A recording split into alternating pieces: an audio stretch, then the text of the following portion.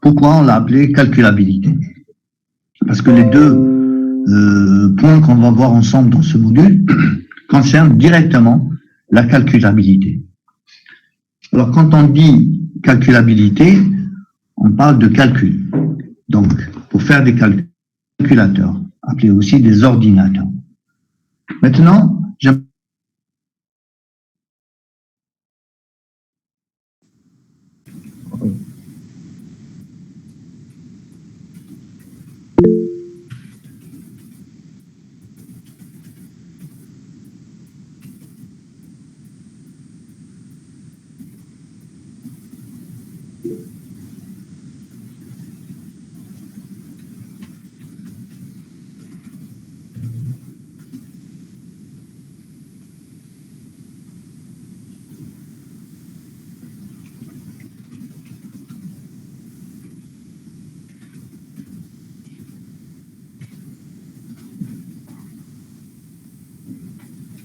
partager par...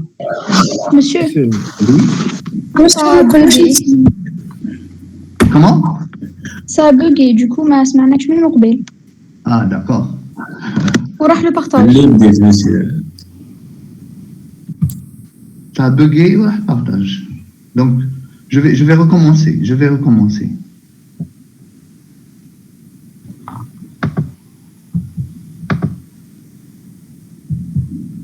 Il n'y a plus de partage. C'est vrai, il n'y a plus de partage.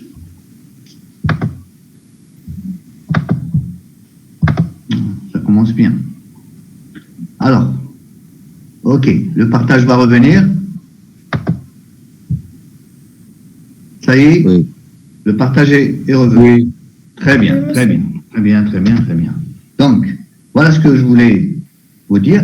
Donc, je vous ai dit que ce module s'appelle OPM. On est tous d'accord.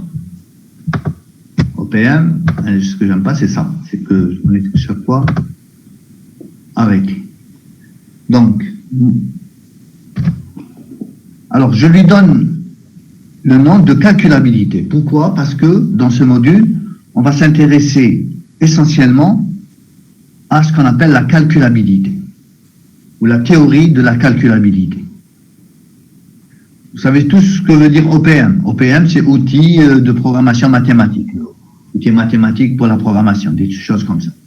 Et ça revient à la même chose. Donc, je vous ai dit que quand on parle de calculabilité, on parle de calcul. Et quand on parle de calcul, on parle de calculateurs, c'est-à-dire des ordinateurs qui font ces calculs-là, ou des machines qui font ces calculs-là. Je vous ai ramené un classement des supercalculateurs. Calculateurs, c'est les calculateurs les plus puissants du monde. Ce classement date de moins d'une année, de juin 2021. Dans ce classement, on voit qu'on a en tête le supercalculateur japonais qui s'appelle Fugaku.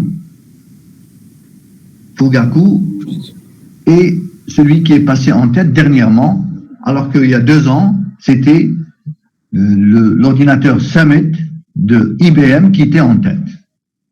Et vous voyez que les premières places, pratiquement 1, 2, 3, 4, 5, 6, 7, les 7 premières places sont partagées par les Américains et les Asiatiques, précisément des Japonais et des Chinois. Donc voilà à peu près la liste des supercalculateurs les plus puissants au monde. Maintenant, regardons quelques chiffres sur la puissance de ces ordinateurs. Par exemple, le numéro 2, qui s'appelle Summit de IBM, qui était premier il y a 2 ans, est hébergé dans un laboratoire aux États-Unis et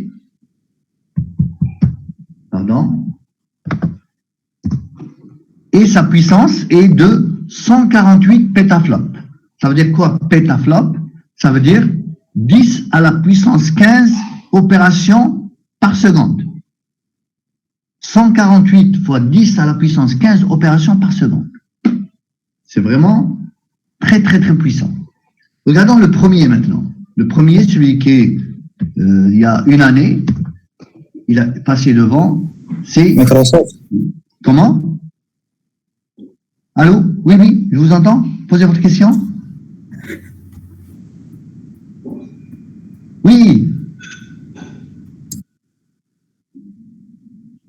m'entendez, s'il vous plaît? Oui, monsieur. Ah, d'accord. J'avais cru entendre une question. Donc, le numéro 1, Fugaku, qui est dans un centre informatique de Kobe au Japon, qui est hébergé là-bas, il a presque 3 fois plus de puissance de calcul que Samet. Il est à 442 pétaflops, ça veut dire 442 fois 10 à la puissance 15 opérations par seconde. C'est des millions de milliards opérations par seconde. 10 à la puissance 15, c'est millions de milliards. Donc vous voyez que c'est des ordinateurs très très très puissants. Alors vous êtes en train de vous dire pourquoi il nous parle de calculateurs. Eh bien on va y arriver, doucement doucement. D'après vous, comment vous pouvez imaginer cette puissance de ces ordinateurs? Je vous donne une idée pour imaginer cette puissance. Supposons que vous avez un stade de 100 000 spectateurs. Et chaque spectateur, possède un ordinateur de dernière génération. Un ordinateur de dernière génération, c'est les i9 en ce moment, qui sont assez robustes quand même. Donc, est-ce que c'est suffisant pour égaler la puissance du supercalculateur? Eh bien, figurez-vous qu'il faudrait 50 stades pour correspondre à la puissance de calcul du super ordinateur Fugaku. 50 stades, chaque stade de 100 000 spectateurs, et chaque spectateur a un ordinateur portable de dernière génération, c'est-à-dire 50 millions. Plutôt 5 millions. 5 millions d'ordinateurs. Donc vous voyez que ces ordinateurs sont très très puissants. Maintenant, à quoi ça va servir cette puissance? C'est ça qui est intéressant. Est-ce que d'après vous, avec toute cette puissance dont on dispose, on peut résoudre tous les problèmes? Non. Est-ce que tous les problèmes auront des solutions puisque on dispose d'une puissance assez importante de calcul? Eh bien, contrairement à ce que on croit, les ordinateurs et l'informatique en général ne permettent pas de résoudre tous les problèmes. Ça veut dire qu'il peut exister des problèmes jusqu'à aujourd'hui. On n'est pas arrivé à les résoudre, même avec la puissance de tous les ordinateurs qu'on a à notre disposition. Alors, je m'arrête là pour passer à autre chose.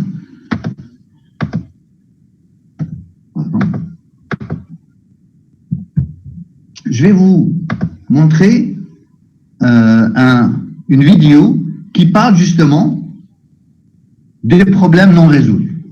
Donc, je vais lancer la vidéo. Donc, voilà.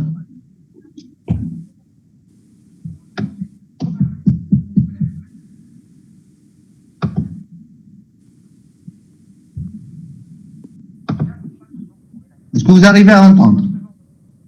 Non, monsieur. Non, monsieur. Vous n'entendez pas le... Non, monsieur, on n'entend pas. On peut lire, monsieur. Ah non. صح ويجري.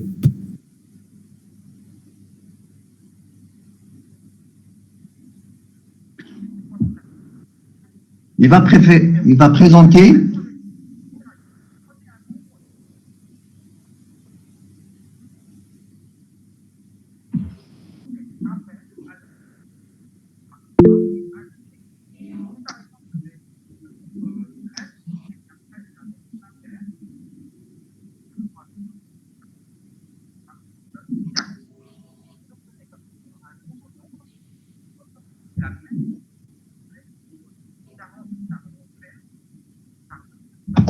Est-ce que vous arrivez à entendre le... On n'arrive pas à suivre, monsieur. Est-ce que vous arrivez à entendre Ah, là, là. vidéo? La vidéo, est-ce que vous entendez le son de la vidéo? Non, monsieur. ماشي même pas شوية. ما نسمعوا كاع.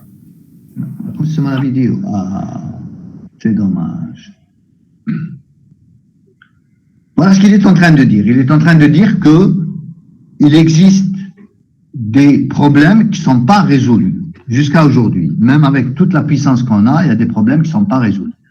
Le premier problème qu'il est en train de montrer, voilà.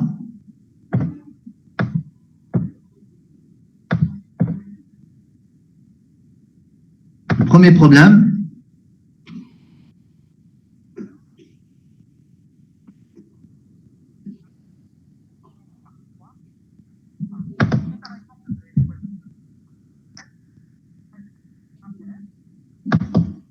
donc, vous prenez un nombre quelconque, s'il est pair, vous le divisez par 2, et s'il est impair, vous le multipliez par 3 et vous ajoutez 1.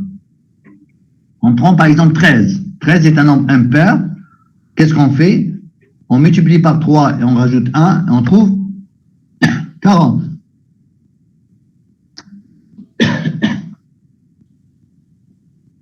On trouve un nouveau nombre et on recommence l'opération. Le nouveau nombre qu'on va trouver, c'est 40. Il est pair, donc on le divise par 2. C'est qui donne 20. 20 est un nombre pair, je divise par 2. 10 divisé par 2, 5. 5 est un nombre impair, je fais quoi? Je le multiplie par 3 et je rajoute 1. Donc ça fait 15 plus 1, 16.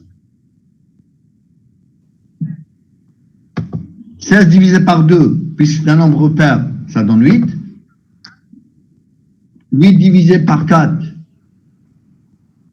8 divisé par 2, c'est 4. 4 divisé par 2, c'est 2. Et 2 divisé par 1, c'est 1.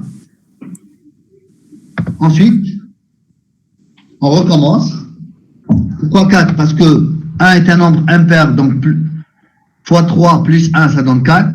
4 divisé par 2, ça donne 2. 2 divisé par 2, ça donne 1. Et on recommence. Donc, on va rentrer dans une boucle. Et cette boucle est infinie.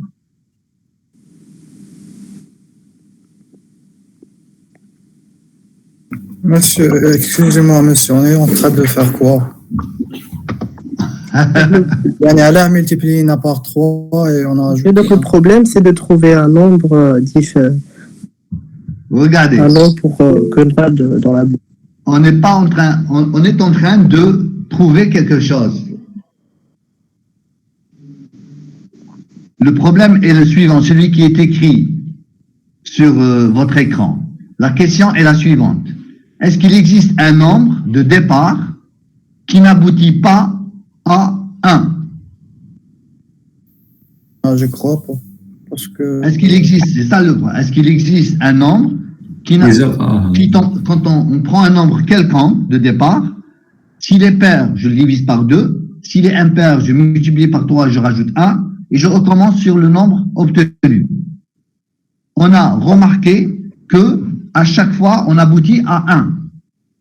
La question qui se pose, est-ce qu'il existe un nombre qui n'aboutit pas à un 1? On a testé avec les plus grands ordinateurs du monde, on a toujours trouvé qu'il aboutit à un 1. Mais on n'est pas arrivé à démontrer ça. Donc c'est un problème qui n'a jamais été résolu.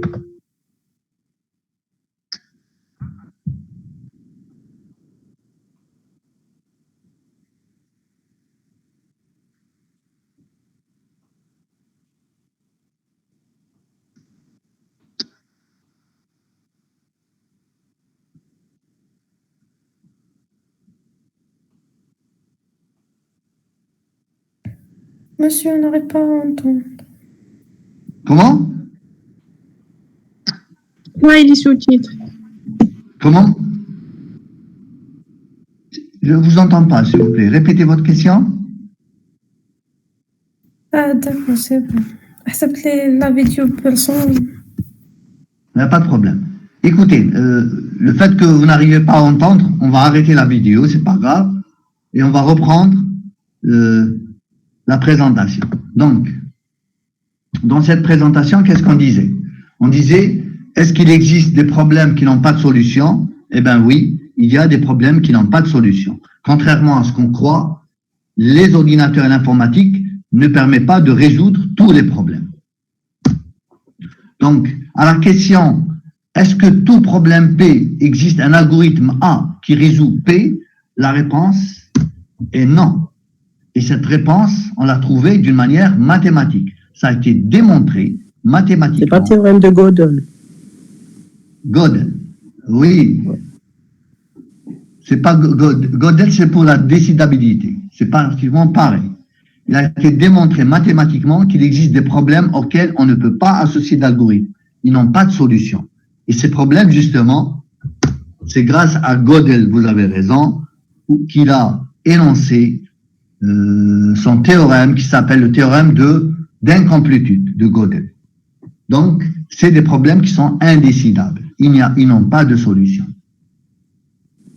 Alors, un exemple de problème qui n'a pas de solution, vous faites un peu d'algorithmique aujourd'hui, non?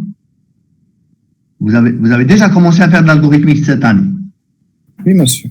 Oui, très bien. Donc, vous savez ce que c'est qu'un algorithme. Donc, l'exemple le plus utilisé dans les problèmes qui n'ont pas de solution, c'est le problème de l'arrêt. Ça veut dire quoi le problème de l'arrêt? Étant donné un programme et ses données, est-ce qu'on peut trouver un algorithme qui permet de nous dire est-ce que le programme avec ses données va s'arrêter ou il ne va pas s'arrêter? Un tel algorithme, ça a été démontré qu'un tel algorithme n'existe pas. On ne peut pas faire un programme qui va nous dire est-ce qu'un autre programme va s'arrêter ou il ne va pas s'arrêter, va boucler à l'infini. Donc ça a été démontré qu'un tel algorithme n'existe pas et la démonstration a été faite par l'absurde. On ne va pas rentrer dans ces détails-là. Je ne vais pas vous donner d'autres exemples, je voulais vous faire entendre les vidéos, mais je vais peut-être vous envoyer les liens vers les vidéos qui parlent des problèmes non résolus. Voilà, c'est comme ça que je vais faire. Donc, vous voyez bien que le problème de la calculabilité, ce n'est pas un problème facile, parce que dès les premiers recherches en mathématiques, les chercheurs se sont demandé est-ce qu'on peut tout calculer? Est-ce que tous les programmes, tous les problèmes ont une solution? C'est pour ça que, justement, il y a eu ce qu'on appelle une théorie de la calculabilité. Il y a eu une théorie de la calculabilité. Les gens ont essayé de s'investir dans ce domaine-là pour essayer de trouver des solutions formelles qui répondent à certaines questions. On va voir quelles sont ces questions-là au début. Donc, ce qui va nous intéresser dans ce module, c'est la calculabilité des fonctions. On va essayer de voir comment on peut trouver pour chaque fonction un processus de calcul qui, aux entrées de la fonction x, correspondent des sorties, des images de cette fonction-là. Je vérifie s'il y a des gens en attente.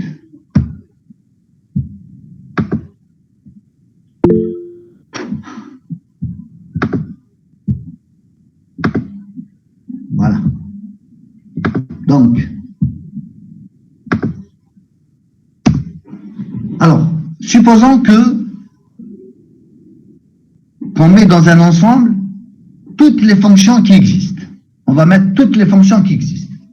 Parmi ces fonctions-là, il y a un certain nombre, le sous-ensemble noir, c'est des fonctions qu'on peut calculer, qu'on appelle des fonctions calculables. Et les autres, c'est des fonctions non calculables. Bien sûr, il y a une infinité de fonctions calculables, comme il y a une infinité de fonctions non calculables. Est-ce que toutes les fonctions non calculables, c'est des fonctions qui n'ont pas d'intérêt? Ils ne servent à rien. Malheureusement, non. Malheureusement, il y a toujours une petite partie de ces fonctions non calculables qui sont utiles. Et pourtant, on n'est pas arrivé à les calculer. D'accord? Donc, il ne faut pas croire que toutes les fonctions non calculables sont des fonctions sans intérêt. On peut trouver des fonctions intéressantes dont on a besoin des résultats et pourtant, on ne peut pas les calculer, tout simplement parce que c'est des fonctions qui ne sont pas calculables. Comme on a dit tout à l'heure, il peut exister des problèmes qui n'ont pas de solution. Heureusement que c'est pas des fonctions de tous les jours. Alors, la question la plus importante, maintenant, qui s'est posée au début, justement, de la théorie de la calculabilité, c'est comment décrire la classe des fonctions calculables. Ça veut dire quoi, comment décrire? Ça veut dire comment reconnaître d'une manière formelle, d'une manière mathématique, est-ce qu'une fonction est calculable ou elle n'est pas calculable? Est-ce que je suis en mesure de trouver un processus de calcul pour cette fonction? Et comment le trouver, ce processus de calcul? Et est-ce que ce n'est pas la peine de chercher cette fonction est une fonction non calculable? Le processus de calcul n'est rien d'autre que l'algorithme qui calcule la fonction.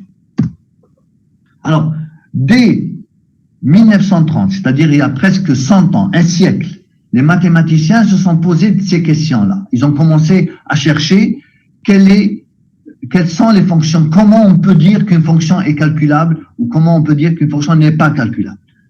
Donc, une des premières questions qui se sont posées, c'est de dire quand est-ce qu'on dira qu'une fonction est effectivement calculable? Ça veut dire admet un processus de calcul, admet un algorithme.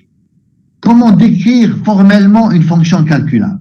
Comment savoir qu'une fonction est calculable, elle n'est pas calculable? Existe-t-il une définition formelle, quand on dit formelle, ça veut dire mathématique, qui permet de classer les fonctions calculables, de la classe des fonctions calculables, pour dire que ce genre de fonctions sont des fonctions calculables. Quand est-ce qu'on pourra le dire? Justement, pour justement y arriver, d'une manière intuitive, c'est-à-dire sans utiliser les mathématiques, dire qu'une fonction f de nk vers n est calculable si on peut lui associer un processus de calcul. C'est un algorithme ou un programme qui permet pour chaque entrée x faire sortir une image y, une sortie y. Donc, c'est lorsque on peut définir un processus de calcul. Donc, c'est pour ça que pouvoir définir des processus de calcul, on est arrivé à chercher les modèles de calcul. Et c'est des modèles qui sont formels. C'est ce qu'on va justement voir ensemble dans ce module-là. Il existe plusieurs modèles de calcul. Par exemple, les modèles de calcul qui s'appellent les fonctions récursives. Les modèles de calcul qui s'appellent les machines de Turing, le lambda calcul, les machines à compteur, les automates cellulaires, les circuits booléens, les machines parallèles à accès arbitraire, les random access machines, les machines à but, etc., etc. Donc, vous voyez qu'il y a plusieurs modèles de calcul. Les modèles de calcul, c'est une théorie mathématique qui permet de définir ce que c'est qu'une fonction calculable. Dans notre module, on va s'intéresser aux deux premiers modèles seulement. On va voir le modèle des fonctions récursives et on va voir le modèle des machines de Turing. C'est tout. D'accord? Est-ce que jusqu'à maintenant, vous arrivez à suivre, s'il vous plaît?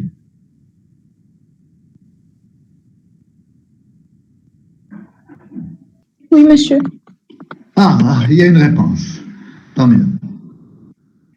Vous arrivez à m'écouter? Vous m'entendez? Très bien. Oui, monsieur. D'accord. Donc, on a, comme je viens de le dire, on va voir ensemble deux modèles de calcul. Donc, le modèle des fonctions récursives et le modèle de machine de Turing. Alors, pour les fonctions récursives, celui qui était derrière ce modèle de calcul, c'est Alonzo Church. En 1930, il a trouvé une classe de fonctions qui possède les propriétés de fonctions calculables. Il les a appelées les fonctions récursives. Et dans ce modèle, il dit que toute fonction qui a la propriété des fonctions récursives, c'est une fonction calculable. On va voir ensemble c'est quoi ces propriétés de fonctions récursives. Le deuxième modèle, il a été trouvé par Alan Turing, pratiquement à la même période.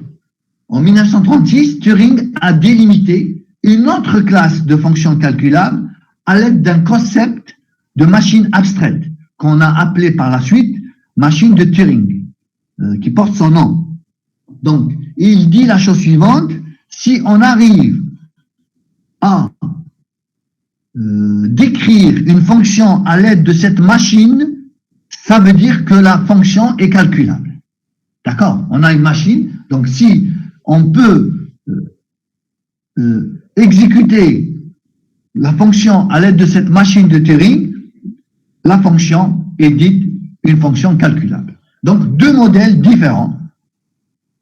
Il s'est avéré par la suite que les deux chercheurs ont travaillé ensemble, ils ont fait sortir ce qu'on appelle une thèse qui permet de dire que les fonctions récursives et les fonctions et les machines de Turing, c'est pratiquement des modèles qui sont équivalents. Tout ce qu'on peut faire avec les fonctions récursives, on peut le faire avec les machines de Turing, et tout ce qu'on peut faire avec les machines de Turing, on peut le faire avec les fonctions récursives. Donc, ce sont des modèles qui sont différents. Ça veut dire que les fonctions calculables qui sont captées par les fonctions récursives, par le modèle des fonctions récursives, c'est le même ensemble de fonctions calculables qui sont captées par les machines de Turing. Alors, regardons le premier modèle. Le premier modèle, c'est les fonctions récursives. Ce sera notre premier chapitre. Est-ce que vous entendez, s'il vous plaît? Ça sera notre premier chapitre. Oui, monsieur. Voilà. Notre premier chapitre, le but, c'est de trouver une propriété de fonctions qui seront des fonctions calculables et qu'on va appeler le modèle des fonctions récursives. Alors, avant d'arriver à finaliser ce modèle, les chercheurs ont fait quelques tentatives. Dès une première tentative qu'on a appelée la classe des fonctions primitives récursives. Mais les fonctions récursives. PR. Alors, c'est quoi les fonctions PR? Comment ils sont construites, les fonctions PR? D'abord, ils ont pris des fonctions de base, le 0, z de x égale 0, quel que soit x. La fonction successeur, s, qui donne x plus 1, quel que soit x. Et la fonction projection, pi x1, xn, qui projette le ième élément, xi, quel que soit x1, xn appartenant à nn. C'est des fonctions de base qu'on va supposer calculables. Ça veut dire qu'ils n'ont pas commencé leur modèle à partir de 0. Non, à partir de rien, je veux dire. Ils n'ont pas commencé le modèle à partir de rien. Ils ont commencé le modèle à partir de 3 fonctions calculables qui sont des fonctions de base. Alors, à partir de ces fonctions-là, où se sont données aussi 2 règles de construction. 2 règles de construction. La composition, tout le monde sait ce que c'est que la composition, f rond g, la composition de deux fonctions, mais on va utiliser la composition généralisée. Il y a des personnes qui rentrent maintenant, mais j'espère que ce ne sera plus arrêté de cette manière. Pardon. Donc, et 2 règles de construction. Donc, on a des fonctions de base, z, s, p, et on a 2 règles de construction. La construction par composition et la construction par récursion. Je ne vais pas rentrer dans les détails de ces règles-là parce que ça sera l'objet de notre premier chapitre. Alors, ensuite, ils ont défini l'ensemble des fonctions primitives récursives de la manière suivante. Ils se sont dit, une fonction est dite primitive récursive si elle est soit une fonction de base, soit une fonction construite à partir d'autres fonctions primitives récursives en utilisant soit la règle de composition, soit la règle de récursion, soit les deux à la fois. D'accord? Si on arrive à construire une nouvelle fonction de cette manière-là, la fonction devient primitive récursive. Et comme ça, ils se sont dit, voilà, les fonctions calculables. Ensuite, cette première tentative s'avère infructueuse, c'est-à-dire qu'elle n'a pas répondu à à leur attente.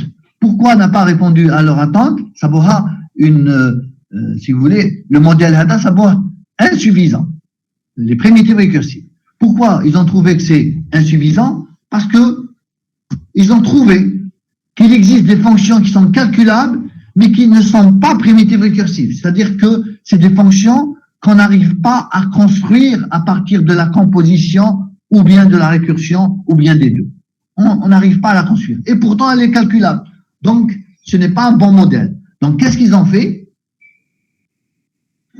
Donc, puisqu'ils ont trouvé que ce modèle est limité, le modèle de fonction primitive récursive est limité, donc, ils ont essayé de trouver un autre modèle, plus grand. Ils sont arrivés au modèle des fonctions récursives.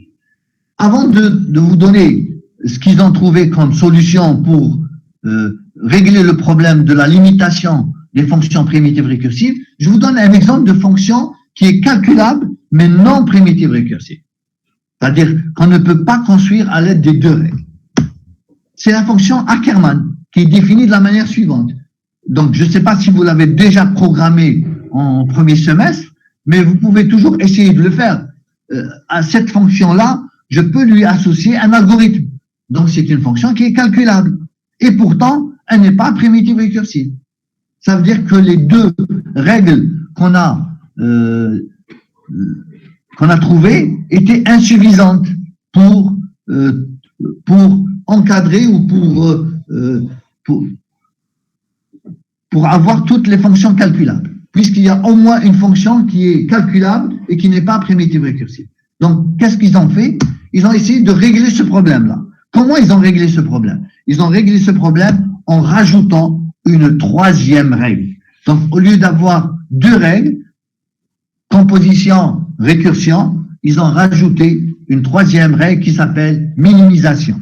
Donc, ajout d'une troisième règle de construction qui s'appelle la minimisation. Et de cette manière, ils ont trouvé une autre classe de programmes, de fonctions, qui s'appellent les fonctions récursives, à l'aide des trois fonctions de base, 0, successeur, projection, et à l'aide des trois règles de construction, composition, récursion, minimisation. Et comme ça, ils ont trouvé les fonctions récursives. Ils ont dit que toute fonction récursive est une fonction calculable. Vous voyez comment ils sont arrivés à construire ce modèle-là. Et on verra justement dans ce chapitre-là comment on va dire qu'une fonction est récursive. Donc vous voyez bien que les fonctions récursives contiennent les fonctions primitives récursives. Toute fonction primitive récursive est une fonction récursive, mais le contraire n'est pas vrai. Il peut exister des fonctions récursives qui ne sont pas primitives récursives, comme par exemple la fonction Ackermann, qu'on a vu tout à l'heure. Maintenant, le deuxième modèle. Le deuxième modèle, c'est les machines de Turing. C'est ce qu'on va voir dans le deuxième chapitre de notre module. Alors, c'est quoi une machine de Turing? C'est d'abord un ruban infini dans les deux sens. Ce ruban est constitué de cases. Chaque case peut contenir un symbole. 0, 1, étoile, dièse, tout ce que vous voulez. Elle a aussi une tête de lecture-écriture qui permet de lire ou d'écrire sur une case. Lire le contenu d'une case ou bien écrire, modifier le contenu de la case. Et elle a aussi un état appelé état interne de la machine de Turing. C'est-à-dire que la machine Turing, à tout instant, se trouve dans un état qui s'appelle l'état de la machine de Turing. Comment fonctionne justement cette machine de Turing? On dit qu'au début, la machine de Turing se trouve dans l'état interne initial qu'on va noter Q0. Et la tête de lecture-écriture est sur une case du ruban. Par exemple, regardez ici, la tête de lecture-écriture, c'est ce carré-là. Il se trouve sur la case où c'est marqué 1. On est à l'état Q0 et la tête de lecture, elle est sur le 1. Voilà. Maintenant, comment fonctionne justement cette machine de Turing? Elle fonctionne avec des instructions qu'on appelle aussi des règles de transition. Comment transiter d'un état à un autre. Alors, l'instruction ou la règle de transition se comporte d'un quadruplé, c'est-à-dire quatre choses. Monsieur, Oui, je m'excuse, mais شفت لو موديل الأول hein? واش ندير بهذوك لي فونكسيون كي شرحت لهم وقلت بلي كاين دو فونكسيون كي تكون هذيك لا فونكسيون ني با ما تقدرش نكومبوزيها ولا لازم نديرها اون اوتر ريغل كيفاش نعرفوا بلي هذيك ولا هذيك Attendez. Ce cours, c'est un cours d'introduction. Je suis pas en train de vous dire comment. On verra comment quand on fera les fonctions récursives, on va voir comment. Dans ce cours, je suis en train de vous dire que les fonctions récursives sont des fonctions qu'on peut construire avec des règles de construction. Si j'arrive à construire une fonction avec les règles de construction, elle devient une fonction récursive et donc elle devient calculable. Comment on construit ces fonctions-là? On s'est donné 3 fonctions de base, 0, successeur et projection, et on s'est donné 3 règles de construction. La règle de construction de composition, la règle de récursion et la règle de minimisation. Je vous ai dit que je veux pas aller plus loin, parce que on verra ça dans le premier chapitre. D'accord? Ce que je suis en train de vous dire aujourd'hui, c'est juste que le modèle de fonction récursive, c'est un modèle qui permet de construire des fonctions pour dire est-ce que la fonction est calculable ou non. Si vous construisez cette fonction-là, à l'aide de ce modèle, elle devient calculable. C'est quoi le modèle? C'est un modèle qui utilise 3 fonctions de base, 0, successeur et projection, et 3 règles de construction, qui sont la règle de composition, la règle de récursion et la règle de minimisation. Je ne vous ai pas donné ces règles-là. Je vous ai rien donné. Vous allez voir que par la suite, comment on peut utiliser ces règles pour construire des fonctions. Et si vous arrivez à construire ces fonctions-là, elles deviennent des fonctions récursives. Toute fonction récursive est une fonction calculable. D'accord? Monsieur, Oui? fonction non calculable, tu m'as dit la vidéo هذه. Là, non, la vidéo, on a vu autre chose. Dans la vidéo, on a vu quels sont les problèmes non résolus. C'est des problèmes qui ne sont pas résolus. Ce n'est pas des fonctions calculables, c'est des problèmes non résolus. La vidéo, c'est ce que je voulais vous montrer. Je voulais vous montrer qu'il existe des problèmes qui n'ont pas de solution. Donc, comme il existe des problèmes qui n'ont pas de solution, les mathématiciens se sont posé la question, quand est-ce qu'on dira qu'une fonction, parce qu'il existe aussi des fonctions qui n'ont pas de solution, quand est-ce qu'on dira qu'une fonction est une fonction qui a une solution ou qui n'a pas de solution? Quand est-ce qu'on dira qu'une fonction est calculable? Quand est-ce qu'on est sûr de pouvoir lui associer un algorithme? Pour être sûr qu'on peut lui associer un algorithme, il faudrait que la fonction, si vous voulez, elle respecte certaines propriétés. Quelles sont ces propriétés-là? C'est pour ça qu'il y a eu les modèles de calcul. Il y a eu plusieurs modèles de calcul. Et si la fonction respecte un modèle, ça veut dire que la fonction devient calculable. Là, ensemble, on va avoir 2 modèles seulement. Le modèle des fonctions récursives et les machines de Turing. Si une fonction est une fonction récursive, elle est calculable. Si une fonction, je peux l'exprimer à l'aide d'une machine Turing, elle est calculable. Donc, vous voyez que ce sont 2 modèles qui permettent de dire est-ce que une fonction est calculable ou elle n'est pas calculable. Le premier modèle... Monsieur. Oui. Donc, une fonction calculable et elle est coordonnée la programme, c'est ça? Oui, bien sûr. Toute fonction calculable, c'est une fonction que je peux lui associer un algorithme, un programme. C'est ça le but. Parce que je peux vous donner, imaginez que je vous donne une fonction, f de x, y, z égale x au carré divisé par racine de y sur, je ne sais pas quoi, logarithme de... écrivez-moi le programme qui calcule l'image de cette fonction pour toute entrée x, y, z. Vous dites un programme, lire x, lire y, lire z, on va afficher le résultat de la fonction et 20, 50, 20, 100. Si la fonction n'est pas calculable, vous pouvez rester toute votre vie à chercher cet algorithme et vous n'allez jamais le trouver parce que l'algorithme n'existe pas. Maintenant, comment savoir si l'algorithme existe? Comment savoir que je peux programmer cette fonction-là? Il faudrait que ça soit une fonction calculable dès le départ. Si ce n'est pas une fonction calculable, ce n'est pas la peine de chercher l'algorithme parce qu'il n'existe pas. Maintenant, comment savoir qu'il s'agit d'une fonction calculable? C'est ce qu'on est en train de faire dans ce module. Dans ce module, on va présenter les aspects formels qui permettent de dire est-ce qu'une fonction est calculable ou non. C'est ce qu'on appelle la théorie de la calculabilité. Et dans cette théorie de calculabilité, on a présenté deux modèles. On va présenter deux modèles de calculabilité. Le modèle de fonction récursive. Toute fonction qui est récursive est une fonction calculable. Le deuxième modèle, c'est le modèle des machines de Turing. Toute fonction exprimable à l'aide d'une machine de Turing est une fonction calculable. Et c'est tout.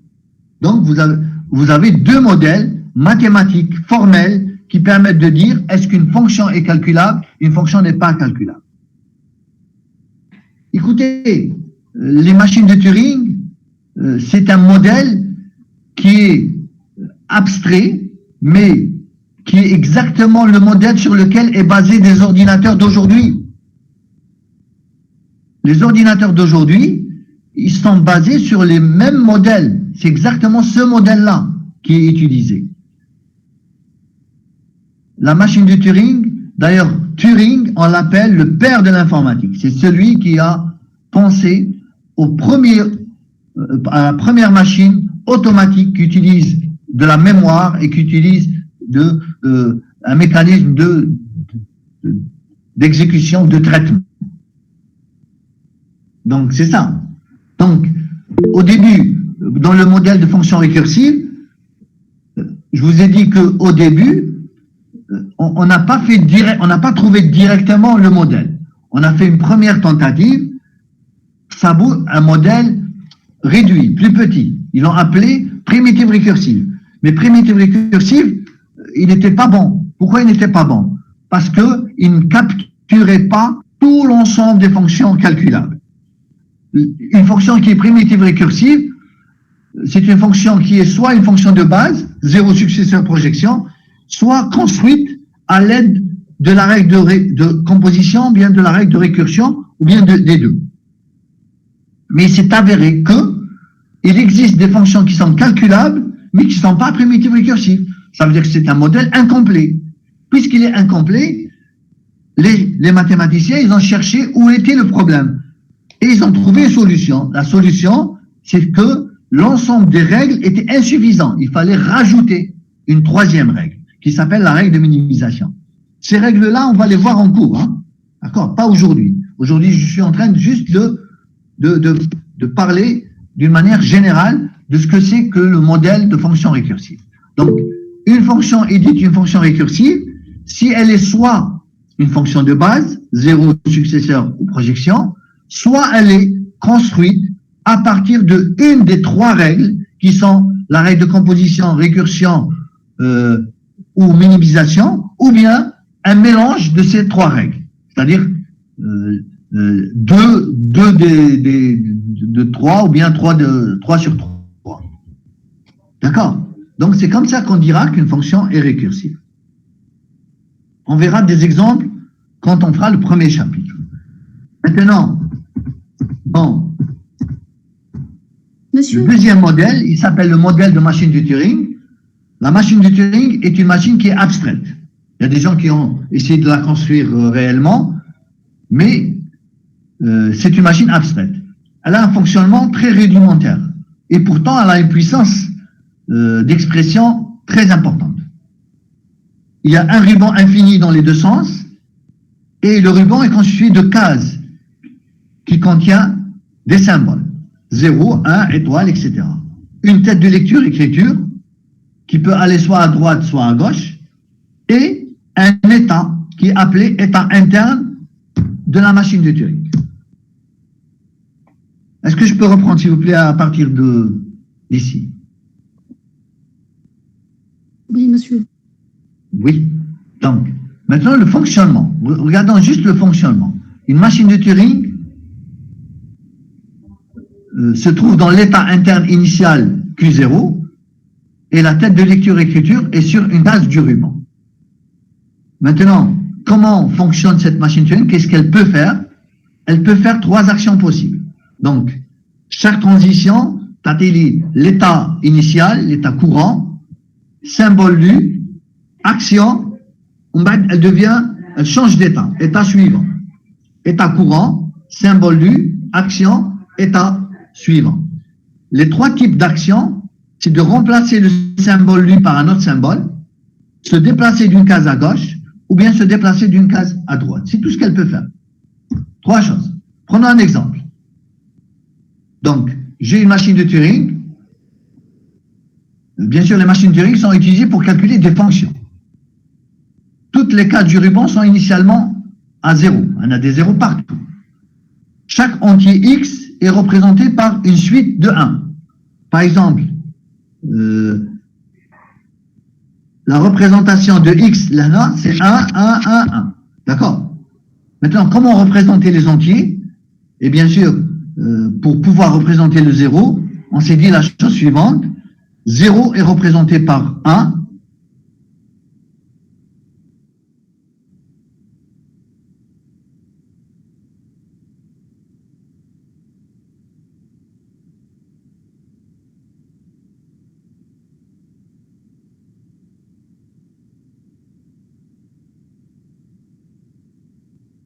Ici, X égale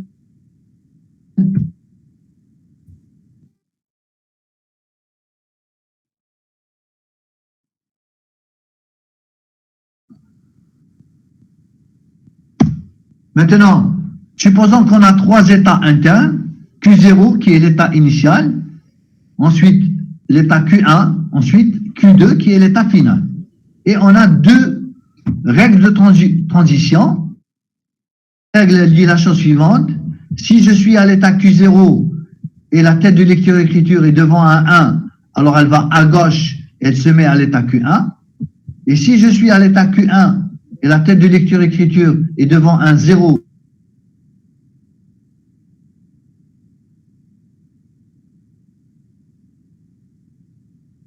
la suivante, je suis à l'état Q0 devant un 1, le 1 le plus à gauche, et ici j'ai la représentation de 3, 1, 1, 1, 1.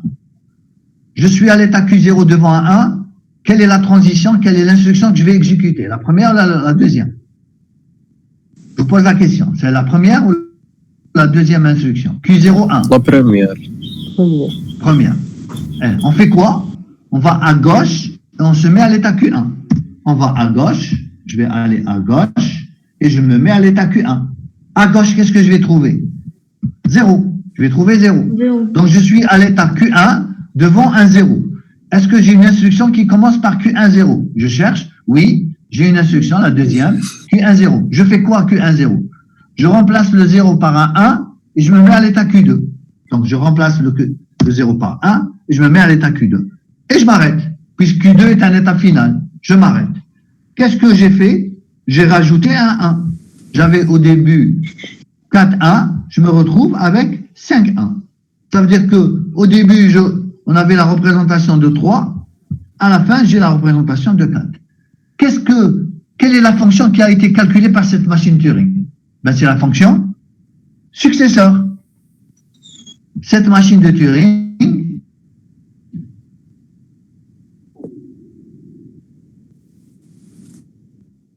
elle calcule la fonction successeur.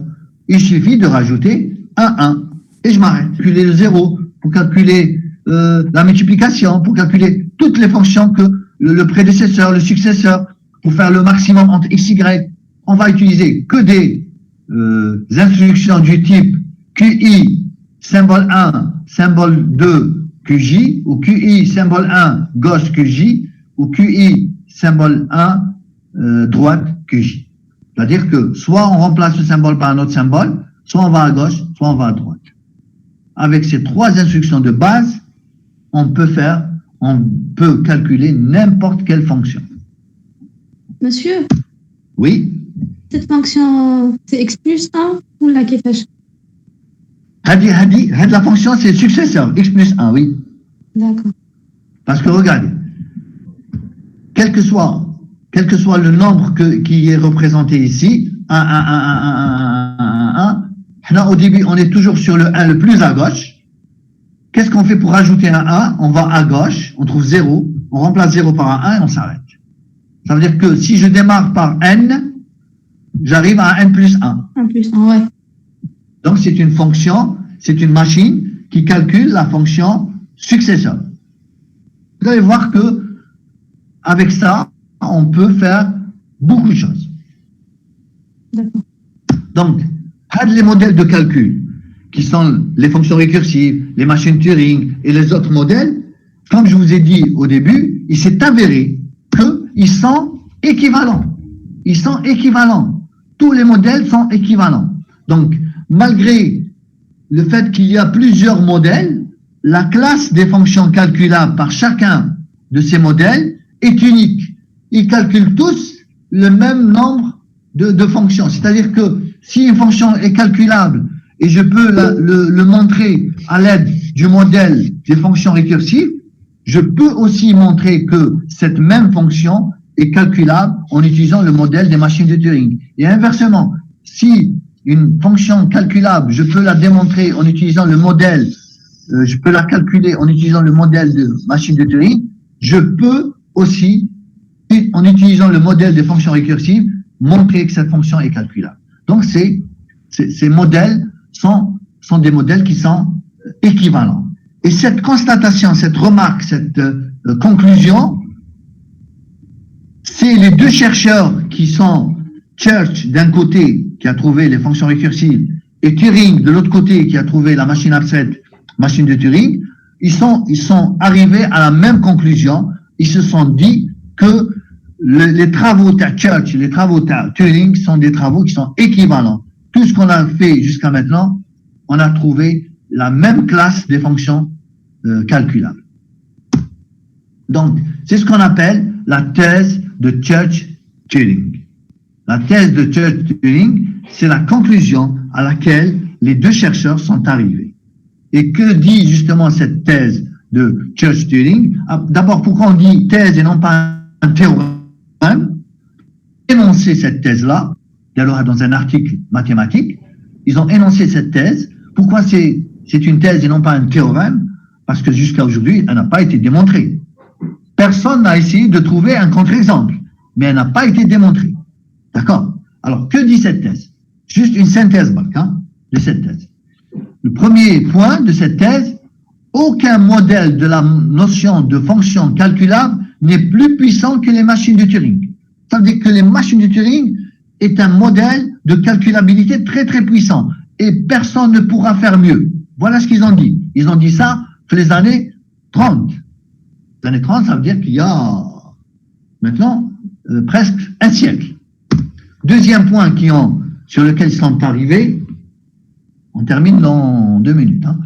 Toute fonction calculable au sens intuitif est calculable par une machine de Turing. C'est-à-dire que tout ce que vous pouvez calculer, je peux le faire avec une machine Turing. Si vous prenez maintenant une fonction sur votre ordinateur, vous pouvez la calculer, ça veut dire que vous pouvez trouver une machine de Turing qui calcule cette fonction-là. Très bien. Troisième point, toutes les définitions formelles de calculabilité connues à ce jour sont équivalentes. Ça veut dire que tout ce qu'on a vu comme modèle de calcul sont des modèles équivalents. Et le quatrième point, c'est le plus important et le plus difficile à admettre, parce qu'ils parlent du futur. Ils disent la chose suivante. ils sont arrivés à dire que toutes les formalisations de la calculabilité établies par la suite, dans le futur, seront équivalentes aux définitions connues. C'est-à-dire elles seront équivalentes au modèle de la machine Turing. On ne peut pas faire mieux. Voilà ce qu'ils sont en train de dire. Ils ont affirmé qu'on ne peut pas faire mieux. Ce qui est important, ce qui est un peu fort dans cette thèse-là, c'est que personne n'a pu démontrer le contraire. Jusqu'à aujourd'hui, presque 100 ans, un siècle après, personne n'a trouvé un modèle plus puissant que le modèle des machines de Turing. Personne. Donc, sur les 4 points qui ont été formalisés ou affirmés par la thèse de Church et Turing, seul le 3e point a été démontré. Les autres points n'ont pas été démontrés. Et le 3e point, qu'est-ce qu'il dit? Il dit que toutes les définitions formelles de calculabilité connues à ce jour sont équivalentes. On l'a démontré. Ils ont démontré, par exemple, que les fonctions récursives sont équivalentes à les machines Turing, sont équivalents à l'onde calcul, etc., etc. Tous les modèles de calcul qui ont été trouvés sont équivalents. Mais les autres points n'ont pas été démontrés à ce jour. C'est que on n'est pas arrivé à les contredire. Personne n'est arrivé à les contredire. Personne n'a trouvé quelque chose qui est calculable par un ordinateur et non calculable par une machine Turing. Impossible. Jusqu'à aujourd'hui. Donc, quelle est la conclusion à laquelle on est arrivé? Et ce sera le mot de la fin. On est arrivé à la chose suivante. Vous voyez, à gauche, c'est la machine Turing. Ça fait en 1936, Turing a imaginé. Et à droite, c'est quoi? À droite, c'est le supercalculateur Fugaku, qui fait 442 pétaflops, c'est-à-dire 442 fois 10 à la puissance 15 opérations par seconde. Eh bien, ces deux machines, ces deux concepts, si vous voulez, sont des concepts équivalents en puissance d'expression. Pas en puissance de calcul, bien sûr. Hein. La puissance de calcul, c'est autre chose. Mais la puissance d'expression, ça veut dire que tout ce que peut calculer le superordinateur Fugaku peut aussi être calculé par une machine Turing. C'est la conclusion la plus importante dans la calculabilité jusqu'à aujourd'hui. Aujourd'hui, on dit que la puissance d'expression des machines de Turing est une puissance qui n'a pas d'équivalence, si vous voulez. C'est-à-dire qu'on ne peut pas lui trouver quelque chose qui est plus fort que cette puissance-là. C'est la même puissance que la puissance du plus puissant ordinateur au monde. Et voilà, je m'arrête là. J'ai pris peut-être quelques minutes en plus, mais je m'arrête là. Je vous remercie. Hein.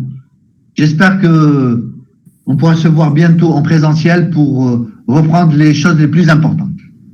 Monsieur. Oui.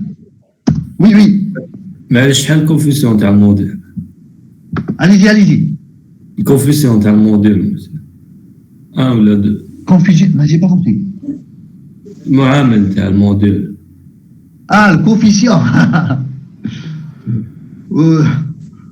Wallah bala bali exactement. Je pense que c'est pas un module à fort coefficient. Hein. C'est pas un module à fort coefficient, mais je ne sais pas exactement. Je ne sais pas. Monsieur. D'accord. Merci. Donc je connais كان معي هذا يحيى. Oui monsieur. يحيى انت اللي كنت تهضر معايا. Oui. Rami plutôt. Rami Yahya.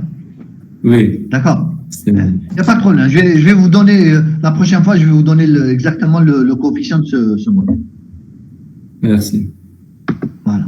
Monsieur. Espérons qu'on va se voir rapidement en présentiel pour peut-être rafraîchir mieux ce qu'on a dit en ligne. Maintenant, si la semaine prochaine, ce sera toujours en ligne, ben tant pis, on commencera le premier chapitre la semaine prochaine. D'accord? Donc, si vous avez une autre question, j'ai l'impression qu'il y a quelqu'un qui veut me poser une question. Monsieur, tu peux me donner un exemple fonction non calculable? Ah.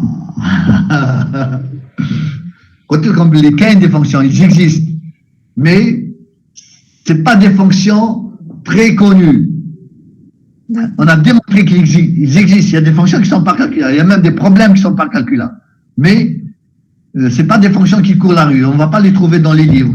Mais je vais vous en trouver. Ne vous inquiétez pas. Merci. D'accord? Monsieur, Oui. s'il vous plaît, est-ce que نديرو TP تاع ce module? Alors, ce module n'a pas de TD, il a un TP. TP, oui, Hein, TP. le TP, oui, le TP, c'est des séances où on apprend un langage un langage fonctionnel qui s'appelle le langage Camel. Oui, D'accord? d'accord, merci. Ça n'a pas encore été programmé. Hein. Je ne sais pas si ça a été programmé. Je vais voir, ça n'a pas encore été programmé. Et ce sera moi-même qui fera les TP. Monsieur, Oui.